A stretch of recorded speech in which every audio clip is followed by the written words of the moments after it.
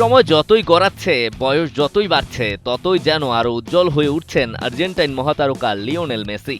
আলজেরিয়ার জালে বল জড়ানোর পর দু হাত ছড়িয়ে দাঁড়িয়েছিলেন লিও মেসি। যেন বিশ্বকাপের বিশাল মঞ্চে আবারও নিজের নামটি নতুন করে লিখে দিচ্ছেন তিনি। মেসির এমন সাফল্য নাড়া দিয়েছে চিরপ্রতিদ্বন্দ্বী ব্রাজিলের প্রেসিডেন্ট লুলা দা সিলভাকেও।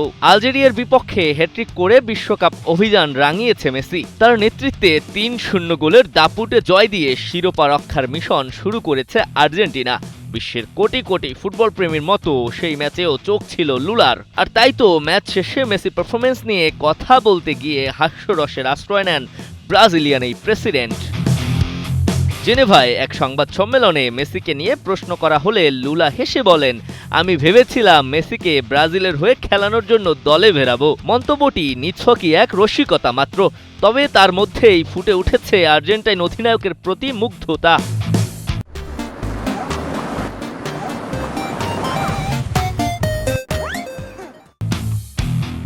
বিশ্বকাপের উদ্বোধনী ম্যাচেই আর্জেন্টিনা দেখিয়েছে কেন তারা বিশ্ব চ্যাম্পিয়ন। আলজেরিয়ার বিপক্ষে পুরো ম্যাচে আধিপত্য ছিল স্কালোনির শিষ্যদের, তবে আলোচনার কেন্দ্রবিন্দুতে ছিলেন একজনই, তিনি স্বয়ং লিওনেল মেসি। ৩টি গোল করে প্রতিপক্ষের রক্ষণভাগকে অসহায় বানিয়ে দেন তিনি।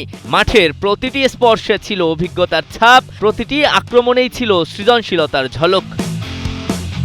অন্যদিকে বিশ্বকাপের শুরুটা ব্রাজিলের জন্য খুব একটা সুখকর হয়নি। মরক্কোর বিপক্ষে ১-১ গোলে ড্র করেছে কার্লো আনচেলত্তির দল।